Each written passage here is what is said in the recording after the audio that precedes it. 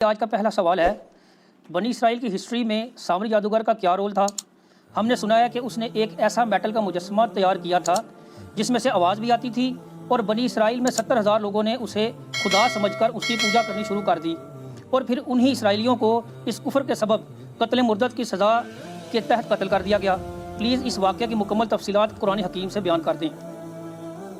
लेकिन ये जो सामरी के बारे में एक मिथ मशहूर है ना कि वो कोई जादूगर था। जादूगर नहीं था वो, ना उसने कहीं क्लेम किया कि मैं जादूगर हूँ। एक शोबदाबाज था वो, जिसने सैयदना मूसा अला नबीना व अलैहिस्सलातु वस्सलाम के कोहे तूर पे जाने के बाद उनकी उम्मत को, ज़ाहिर है कि वो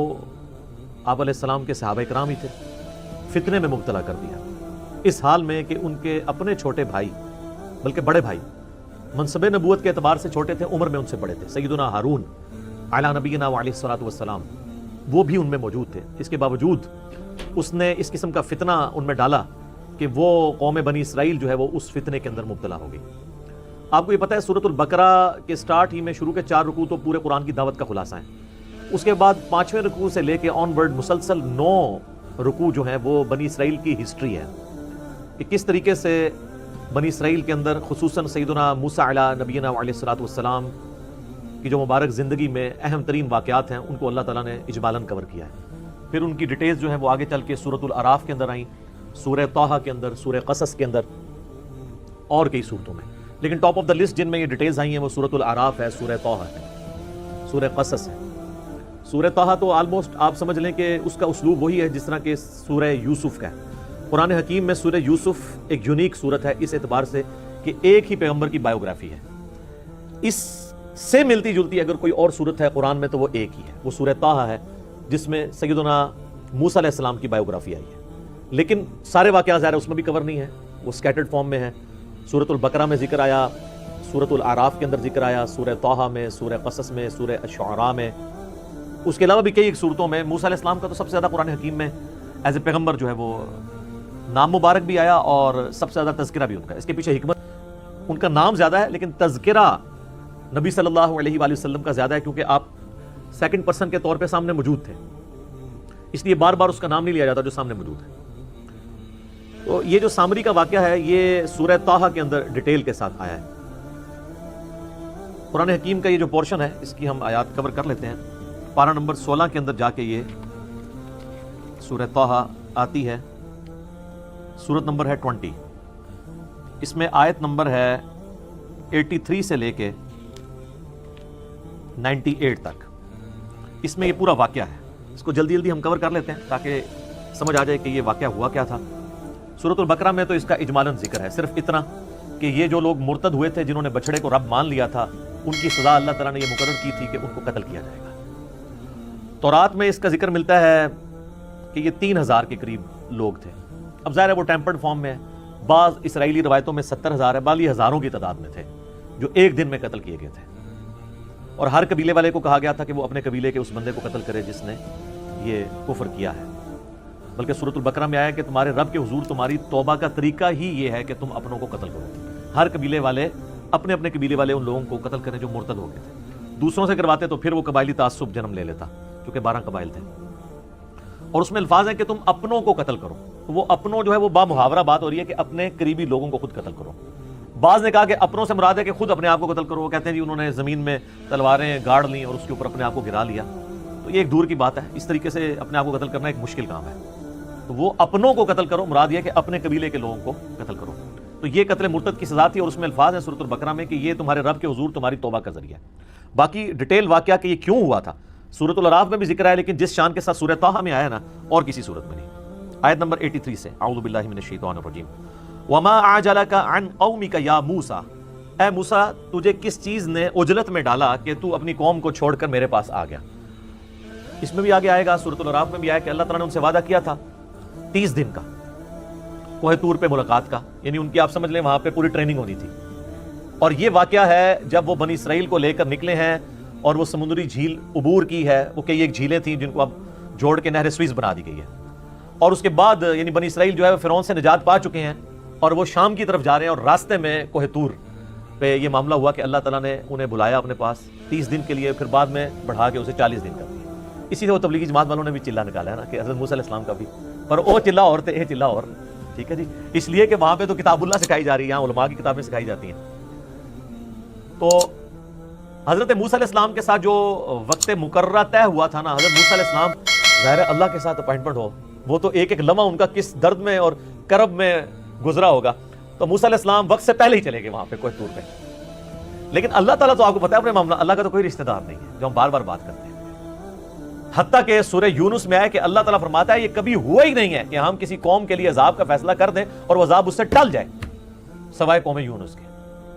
اور وہ اس لیے کہ یونس علیہ السلام نے اللہ تعالیٰ کی وحی کا انتظار کیے بغیر اپنا وہ علاقہ چھوڑ دیا تھا۔ تو یہ جو یونس علیہ السلام کی اجتہادی خطا تھی، اس ڈیبٹ کو اللہ تعالیٰ نے ان کی قوم کے لیے کریڈٹ بنا دیا کہ عذاب کے آثار نمایاں ہو گئے، لیکن چونکہ یونس علیہ السلام پہ وحی نہیں آئی تھی تو وہ آیا ہوا عذاب ٹل گیا، حالانکہ اللہ تعالیٰ فرماتا ہے نہ اس سے پہلے نہ اس کے بعد کبھی نہیں ہوا کہ عذاب ٹلے، چونکہ پیغمبر نے اجتہادی خطا کی، اس کا بینیفٹ ان کی امت کو مل گیا۔ لیکن موسیٰ علیہ السلام کے کیس میں پیغمبر نے اپنے حق میں بہتری چاہی کہ میں اپنے رب کے پاس پہلے چلا جاؤں، تو اس ڈیبٹ، اس کریڈٹ کا جو ڈیبٹ ہے وہ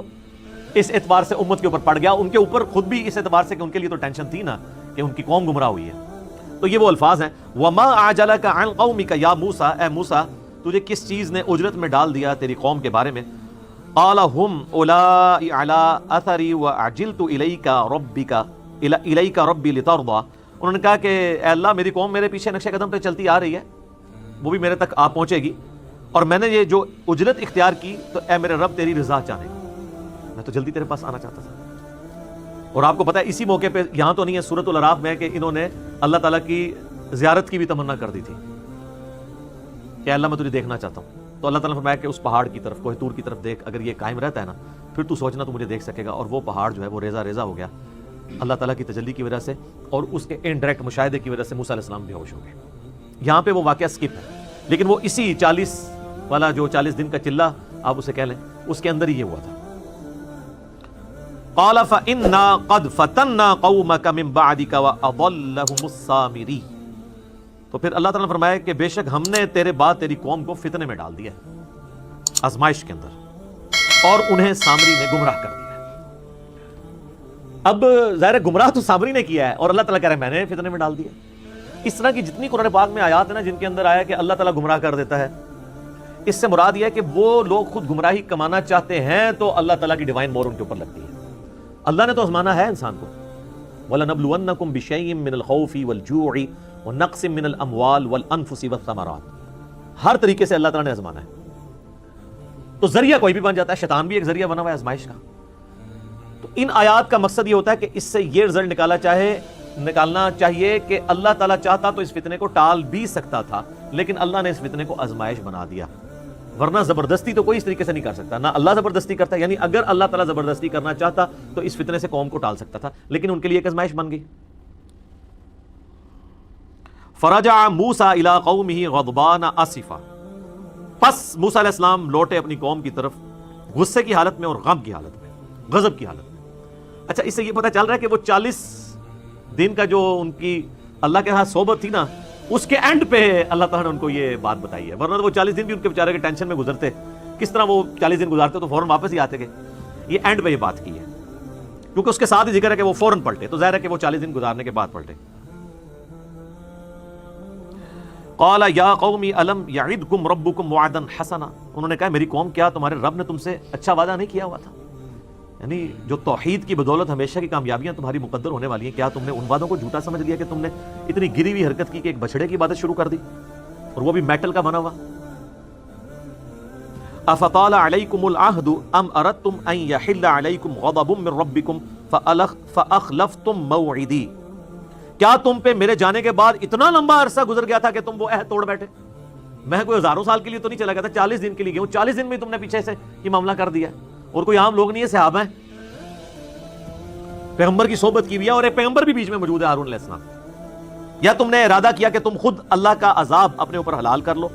اللہ کا غضب، اور تم نے میرے ساتھ جو وعدہ کیا تھا اس کی تم نے مخالفت کر دی۔ قالوا ما اخلفنا موعدك بملكنا ولكننا حملنا اوزارا من زینۃ القوم فقذفناها فكذلك القى السامری، وہ کہنے لگے کہ ہم نے کوئی آپ کے ساتھ وعدے کی مخالفت نہیں کی، بلکہ ہوا یہ کہ ہمارے پاس جو قوم کے زیورات ہم نے ان کا وزن اٹھایا ہوا تھا، ظاہر ایک لمبا پیریڈ ان کو سفر کرنا پڑ رہا ہے ریگستان میں، اور انہوں نے اپنی قوم کے جو زیورات اٹھائے ہوئے تھے، عورتوں نے بھی پوری زیورات میں لدی ہوئی تھی، تو وہ انہوں نے ارادہ کیا ہوگا کہ اسے ایک جگہ جمع کر دیا جائے تاکہ ایک ہی اونٹ پہ سے رکھا جائے اور پگھلا کے اسے جمع کر کے ایک جگہ کمبائنڈ فارم میں آ جائے، اور بعد میں جس کا جتنا سونا اور چاندی ہے اتنا اسے توڑ کے دے دیا جائے گا۔ تو انہوں نے کہا ہم نے یہ جمع کیا اور وہ سامری کے پاس ڈال دیا، تو اس نے سامری نے پھر کام ڈال دیا اس کے ساتھ، اس نے آگ میں اسے ڈالا، فأخرج لهم عجلا جسدا له خوار فقالوا هذا إلهكم وإله موسى فنسي والعیاذ باللہ تعالی۔ اس نے جو ہے وہ آگ میں ڈالا اور اس میں سے ایک چھوٹا سا میٹل کا بچڑا بنا کے، جس طرح گائے کا بچہ ہے وہ نکالا، جس میں سے آواز بھی نکلتی تھی، یعنی یہ بیسیکلی تو پیچھے سے یہ بھی مصر کا رہنے والا تھا، اور جس طرح بانسری ہے آپ کو پتہ ہے کھوکھلی ہوتی ہے، اس میں ذرا سی ہوا چلے تو آواز نکل جاتی ہے، وہ آپ آواز خود منہ سے نکال رہے ہوتے ہیں، تو اگر تیز ہوا چلے اور اس طرح کا اس کا ڈیزائننگ کی جائے تو اس میں سے بھی آواز نکلتی تھی، باتیں نہیں کرتا تھا وہ، بس سائیں سائیں کی آواز آتی تھی، اور وہ کہنے لگا کہ یہ ہے تمہارا الہ، اور موسیٰ کا الہ، موسیٰ تو بھول گیا ہے،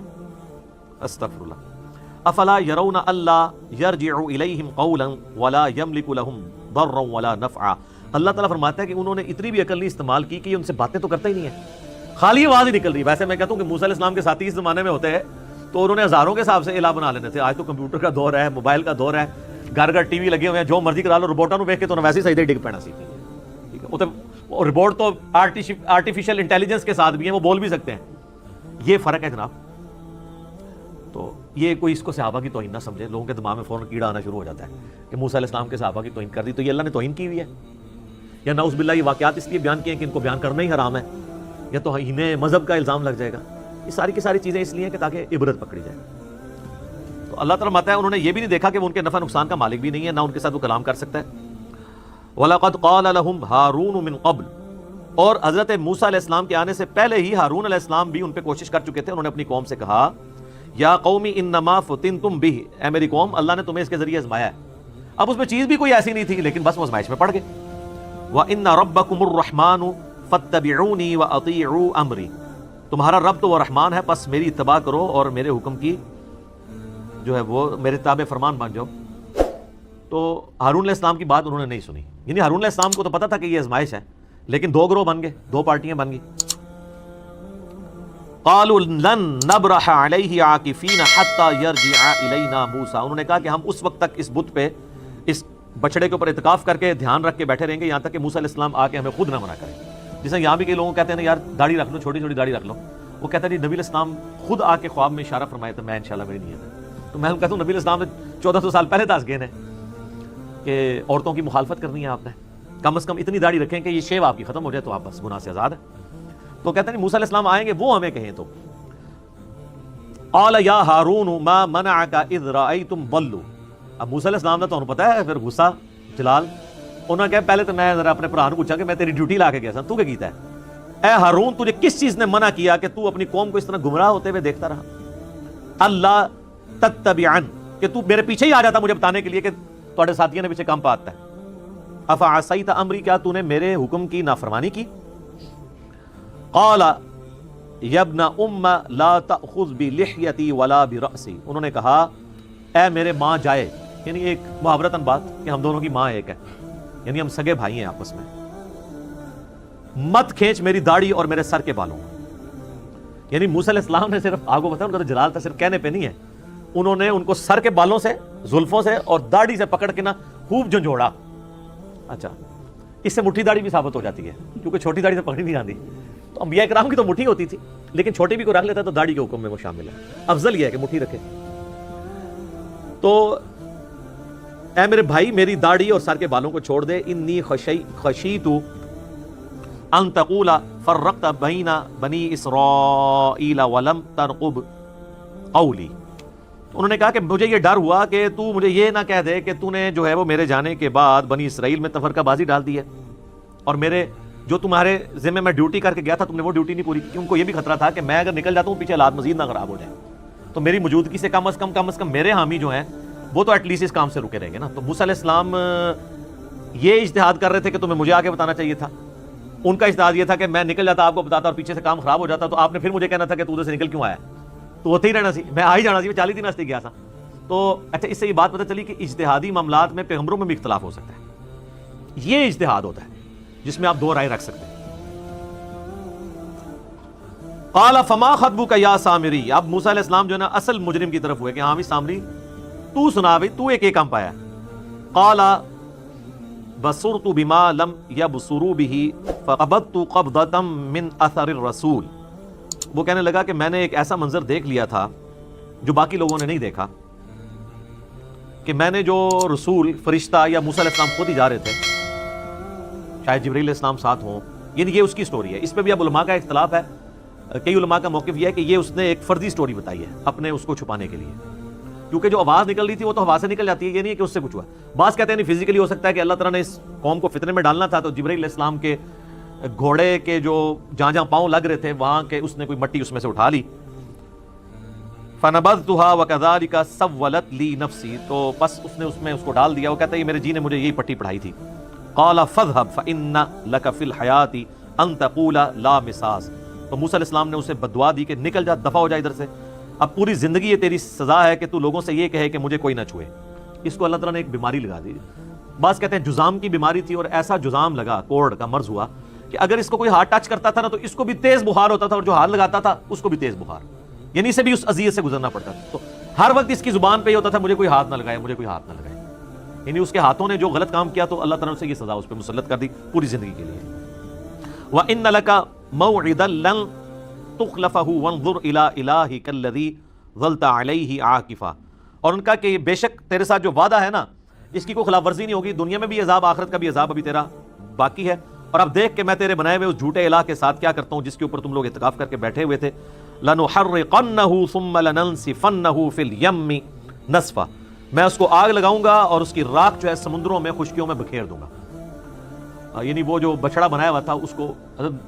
ختم ہی کر دیا، وہ زیور بھی ان سے جاتے رہے، ظاہر یہی کچھ ہی ہونا چاہیے تھا جو کچھ انہوں نے کیا۔ انما الہکم اللہ الذی لا الہ الا ہو،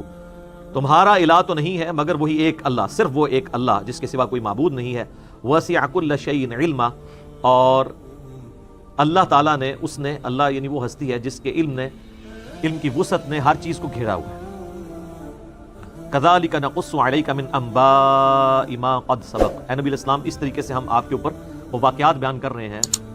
جو آپ سے پہلے گزر چکے ہیں۔ وقد آتیناک من لدنا ذکرا، اور بے شک ہم نے آپ کو اپنی طرف سے ایک نصیحت والی چیز یعنی قرآن عطا فرمایا، یعنی یہ نبی الاسلام کے نبی ہونے کی دلیل ہے کہ آپ علیہ السلام کی پیدائش سے 1400 سال پہلے کا یہ واقعہ ہے، حضرت موسیٰ علیہ السلام کا یہ جو پورا واقعہ ہے، اور وہ نبی الاسلام جنہوں نے کوئی دنیاوی تعلیم حاصل نہیں کی ہوئی، اس کے باوجود ان واقعات کو ٹائنیز ڈیٹیل تک ایکوریسی کے ساتھ بیان کر رہے ہیں، یہ نبی الاسلام کے نبی ہونے کی دلیل ہے۔ باقی اس کا ایک پہلو ہے کہ یہ تو قرآنک ورژن ہے اس واقعے کا، ایک اس کا ورژن ہے جو تورات اولڈ ٹیسٹمنٹ میں موجود ہے، وہ مختلف ہے، اس میں تو معاذ اللہ انہوں نے حضرت ہارون علیہ السلام کے اوپر الزام لگایا کہ انہوں نے یہ بچڑا بنا دیا تھا، جی ہاں، پھر اس میں کنٹراڈکشن بھی ہے۔ اس میں آپ اگر مولانا مودودی رحمہ اللہ تعالیٰ کی جو تفسیر ہے تفہیم القرآن وہ آپ پڑھیں، انہوں نے دونوں کو کمپیئر کروا کے بتایا کہ کس طریقے سے تورات کے اندر یہ ٹیمپر کیا گیا، اور تورات میں آنے والے اس واقعے میں خود اتنا کنٹراڈکشن پایا جاتا ہے کہ وہ خود ایک طرح کا واقعہ بیان نہیں کرتا، اور انہوں نے بتایا کہ اگر یہ بات ہوتی تو ہارون علیہ السلام کو سب سے پہلے سزا دی جاتی، کیونکہ قتل مرتد کی سزا اگر ان لوگوں کو ہو رہی ہے تو جس نے بنایا تھا تو اس کو سزا نہیں ہوئی۔ رہا یہ کہنا کہ اس کو سزا قتل مرتد کی کیوں نہیں ہوئی، قتل مرتد کی سزا اگر سامری کو ہوتی تو وہ ایک دفعہ مارا جاتا نا، یہ تو پوری زندگی کے لیے اس کو کوڑ کے مرض میں اور اس عذاب میں مبتلا کر دیا، پھر یہ جنگلوں میں نکل گیا، بڑی ذلت کی موت ہوئی، تلوار مار دی جاتی تو ایک دفعہ ہی جان چھوٹ جاتی، تو اس کو اس سے بڑا عذاب ڈالا گیا۔ پھر بعض اوقات جو اسرائیلی علماء ہیں یہودی وہ کہتے ہیں نہیں یہ ہارون کا جو نام آیا نا تورات کے اندر، اس سے مراد یہ والا ہارون نہیں ہے، وہ سامری کا لقب سامری تھا، اس کا نام بھی ہارون تھا، اس طرح کی ایک تعویلات وہ بھی کرتے ہیں۔ الٹیمیٹلی اس طریقے سے بنی اسرائیل کے جو واقعات ہیں جو قرآن میں آئے اور تورات میں بعض پورشن تو من اسی طریقے سے موجود ہیں، بعض میں کنٹراڈکشن ہے، اور یہ کنٹراڈکشن جو ہے یہ اس اختلاف کو اس امت میں اگر کسی نے ریزالو کیا نا وہ مولانا مودودی ہے۔ اس سے پہلے جتنی بھی آپ قرآن کی تفسیر ابن جریر طبری کی دیکھ لیں، ابن کثیر کی دیکھ لیں، ان لوگوں نے تو اتنی زحمت ہی گوارا نہیں کیا کہ وہ اولڈ ٹیسٹمنٹ کو کھول کے اسرائیلی روایتوں کو دیکھ کے اور ان ساری روایتوں کو نقل کر کے من و عن اور قرآن سے ان کا کمپیریزن کروائیں۔ میں نے پہلے بھی کئی دفعہ بتایا، ہمیں امریکہ سے کال آئی ہماری اکیڈمی میں، وہ کہنے لگے کہ جی ہمارے بچے اب جوانی کی عمر کو پہنچ رہے ہیں اور قرآن میں جگہ جگہ تورات کے واقعات آتے ہیں، اور ایون یہاں تک کہا جاتا ہے کہ بنی اسرائیل سے پوچھ لو۔ وہ کہتے ہیں جی قرآن کے واقعات پھر آج کی تورات میں ہونے چاہیے، اگر ہیں تو وہ کدھر ہیں، تو ہم ان کو کیا بتائیں؟ تو میں ان کو یہ کہتا ہوں تفہیم القرآن پڑھیں، ابن کثیر میں تو آپ کو نہیں ملنا، یہ تفہیم القرآن کی جو ویلیو ایڈیشن ہے نا قرآن کی تفسیر میں، یہ پوری امت سے انہیں ممتاز کر دیتی ہے۔ حالانکہ یہ کام ابن کثیر کو بھی کرنا چاہیے تھا، اتنی موٹی تفسیر لکھ دی ابن جریر طبری نے، اس سے بھی بڑی لکھ دی اس سے پہلے، لیکن یہ ایک مسنگ چیزیں تھیں۔ جو قرآن کی تفسیر آپ لکھنے جا رہے ہیں تو پھر ان چیزوں کو ایڈریس کریں نا، تاکہ غیر مسلموں کے سامنے ہم اپنا مقدمہ پیش کر سکیں اور ان کے اعتراضات کا جواب۔ مودودی صاحب کیا کرتے ہیں کہ قرآن میں جو واقعات آئے بنی اسرائیل کے، چاہے یوسف علیہ السلام کے واقعات ہوں، موسیٰ علیہ السلام کے واقعات ہوں، ان سارے واقعات میں کہاں کہاں قرآن غلطی نہیں کھاتا اور تورات میں وہ کنٹراڈکشن کی وجہ سے غلطیاں وہ ہائی لائٹ کرتے ہیں، اور اس کی وجہ سے کم از کم جو یہود و نصارہ کے علماء کا اعتراض ہے کہ قرآن نبی علیہ السلام نے تورات اور انجیل سے چوری کر کے عربی میں لکھا ہے، یہ اسی واقعات کو اس نے عربی میں لکھ دیا، یہ اس کی خود لکھی ہوئی تصنیف ہے، یہ اللہ کی طرف سے نازل نہیں ہوئی ہے، اس کا منہ توڑ جواب اگر کسی نے دیا ہے نا تو مولانا مودودی ہیں کہ اگر یہ چیزیں ہیں تو جو چیزیں خلاف عقل بھی تورات کے اندر آئی ہیں، اگر کوئی ڈیٹو کاپی وہ مارنے والا کوئی بندہ انسان ہوتا تو وہ غلطیاں بھی نقل کرتا نا اس طریقے سے، وہ تو بالکل مختلف بات کر دیتا ہے، بالکل ایک طرح کی بات چل رہی ہوتی ہے، اچانک قرآن کا ورژن کچھ اور آ جاتا ہے اور تورات کا اور آ جاتا ہے، پھر آگے چل کے پھر سیم ہو جاتا ہے، تو وہ غلطیاں کیوں نہیں کاپی کرتا؟ اتنا سمجھدار بندہ کون ہے کہ اس نے اتنے واقعات وہاں سے نعوذ باللہ چوری کی ہیں اور کہیں بھی غلطی نہیں کھاتا، اور آپ کے پاس جو کچھ ہے وہ غلطیوں سے بھرپور ہے، جس میں عصمت انبیاء بھی اسٹیک پہ لگ جاتی ہے، بس اوقات انتہائی بےہودہ قسم کے واقعات موجود ہیں۔ لوط علیہ السلام کی 2 بیٹیوں کے ساتھ لوط علیہ السلام کا معاذ اللہ جو ہے وہ نعوذ باللہ من ذالک نقل کفر نباشد زنا کا لکھا ہے کہ اس طریقے سے آگے نسل چلی، اس قسم کے حضرت داؤد علیہ السلام کے اوپر یعنی ان کی صحابی کی بیوی کا سکینڈل نعوذ باللہ جو کشف المحجوب میں بھی بعد میں نقل ہوا، تو یہ تورات کے اندر موجود ہے۔ اس طرح کی غلطیاں آپ کو قرآن میں نظر نہیں آئیں، لہٰذا میں یہ ریکویسٹ کروں گا کہ قرآن کے جو واقعات ہیں نا جی، جتنے قرآن میں آئے ہیں یا صحیح الاسناد احادیث میں اس کی سپورٹ میں، بس اتنا پڑھا کریں، باقی کہیں پہ کوئی اسرائیلی روایت آتی بھی ہے نا تو اب ابن کثیر نے بھی کئی ایک اسرائیلی روایات اس کے تحت نقل کی ہیں، بلعام بن باورا کے بارے میں میرا کلپ پر بےہودہ واقعات آتے ہیں جن کی کوئی اصل نہیں ہے، وہ کوئی تفسیر کر کے کوئی خدمت نہیں ہے، بہتر ہے کہ ان کو سکپ کیا جائے۔ قرآن کی وہ تفسیر نہیں ہے، بلکہ وہ آپ کہہ لیں کہ قرآن کی تفسیر کرنے کے لیے کوئی ضرورت سے زیادہ واقعات لکھتی ہیں جن کی کوئی ضرورت نہیں تھی۔ قرآن کا مقصد ہے تذکیر، نصیحت، وہ ان واقعات سے آپ کو نصیحت مل جاتی ہے، اور وہ نصیحت یہ ملتی ہے کہ شرک اتنی بڑی بیماری ہے کہ وقت کا پیغمبر موجود ہو، زندہ ہو، اس کے باوجود شیطان کسی نہ کسی طریقے سے امت میں شرک داخل کرنے کی کوشش کرتا ہے، تو اس امت کو بھی محتاط رہنا چاہیے۔ ادھر کہانی کرائیے شرک ختم ہو گیا، وہ تو میں نے پورا ان کا پوسٹ مارٹم کیا ہے، یوٹیوب پہ ایک میرا کلپ ہے وسیلے کے نام پر دھوکہ، اس کے اینڈ پہ میں نے اس ٹاپک کو بھی ایڈریس کیا، اس سے پہلے بھی آپ یوٹیوب پہ ویسے لکھیں نا کیا شرک اس امت میں ختم ہو چکا ہے تو کئی کلپ میرے کھل جائیں گے۔ اس کانٹیکسٹ میں بڑی ناانصافی اگر میں وہ حدیث بیان نہ کروں جو صحیح بخاری اور صحیح مسلم دونوں میں موجود ہے، نبی علیہ السلام نے فرمایا تم بھی اگلے لوگوں کے نقش قدم پر چل پڑو گے، قدم با قدم، بالشت بر بالشت، حتیٰ کہ اگلے لوگوں میں سے کوئی گوہ کے سوراخ میں داخل ہوا تو تم بھی یہی کام کرو گے۔ صحابہ کرام نے پوچھا یہ اگلے لوگوں سے مراد کیا یہود و نصارہ ہیں؟ آپ نے فرمایا اگر وہ مراد نہیں تو کون سے لوگ مراد ہیں؟ مراد یہ کہ یہود و نصارہ کی خرابیاں جو تھیں وہ اس امت میں بھی آئیں گی۔ ظاہر بیسک ہیومن انسٹنکٹ تو وہی ہے، اس وقت بھی سیکس پوٹنٹ جذبہ تھا، آج بھی، اس وقت بھی دنیا کی حکمرانی ایک انسان کی بہت بڑی ول ہوتی تھی، آج بھی ہے۔ اسی لیے دیکھیں الہامی کتابیں کبھی پرانی نہیں ہوتی ہیں، کیونکہ الہامی کتابیں انسانی نفسیات کے ساتھ ڈیل کرتی ہیں، انسانی نفسیات کبھی پرانی نہیں ہوگی، ٹیکنالوجی پرانی ہو سکتی ہے، انسانی نفسیات تو وہی ہے۔ ماں باپ کا رشتہ آج سے 10,000 سال پہلے بھی تھا، اب بھی ہے، میاں بیوی کا رشتہ آج سے 10,000 سال بھی تھا پہلے، آج بھی ہے، حکمرانی کی لالچ اور تڑپ آج سے 10,000 سال پہلے بھی تھی، آج بھی موجود ہے، سیکس، شہوات، یہ جو فتنہ ہے یہ آج سے 10,000 سال پہلے بھی انسان میں تھا، آج بھی ہے، آئندہ بھی رہے گا۔ الہامی کتابیں کبھی پرانی نہیں ہوتی ہیں، اس لیے ان کو چینج کرنے کی ضرورت نہیں پڑتی، یہ انسانی نفسیات کے ساتھ ڈیل کرتی ہیں۔ تو نبی علیہ السلام فرمایا میری امت بھی وہی کام کرے گی۔ اس میں بعض لوگوں نے دھوکہ دیا کہ اس سے مراد یہود و نصارہ کا فیشن ہے، تو میں نے بتایا کہ جامعہ ترمذی میں اس کا شان ارشاد اور وہ موقع موجود ہے جب آپ نے یہ فرمایا تھا۔ جامعہ ترمذی میں حدیث ہے غزوہ حنین کے موقع پر، نبی علیہ السلام کی وفات سے 2-2.5 سال پہلے، فتح مکہ کے بعد 8 ہجری میں یہ ہوئی ہے غزوہ حنین، اسی سال ہوئی ہے۔ صحابہ کرام جب غزوہ حنین کے لیے جا رہے تھے تو راستے میں ایک درخت آیا جسے ذات انواد کہا جاتا تھا۔ مشرکین عرب جنگوں میں فتح پانے کے لیے اپنا اسلحہ برکت کے لیے وہاں لٹکاتے تھے، جس طرح آج درباروں کے اوپر آپ لوگ بھی جا کے ٹاکیاں لٹکاتے ہیں، سیم وہی انالوجی۔ تو صحابہ نے کہا یا رسول اللہ آپ ہمارے لیے بھی کوئی اس طرح کا درخت مقرر کر دیں، برکت ہم اس سے حاصل کریں۔ آپ نے کہا سبحان اللہ، یہ جب نبی علیہ السلام اس طرح کے موقع فرماتے تھے یہ آپ کے جلال کا اظہار، تو اللہ پاک ہے، کیا شرکیہ بات ہے، یہ محذوف ہے، سبحان اللہ عما یشرکون، یہ بریکٹ میں۔ آج تو تم نے وہی بات کر دی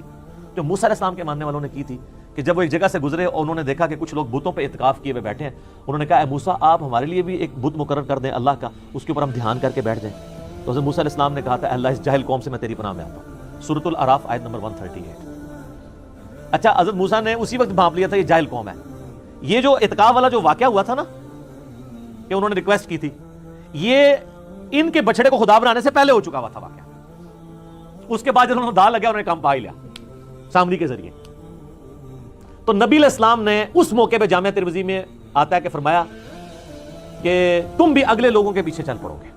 یعنی جو شرکیہ عقائد اور مشرکانہ رسومات اگلی قوموں میں تھی اس قوم میں بھی آئیں گی اس امت میں۔ تو سر دیکھ لیں کوئی ایک بات بتائیں جو اگلی قوموں میں تھی اور یہاں پہ موجود نہیں ہے، کوئی ایک چیز بتائیں۔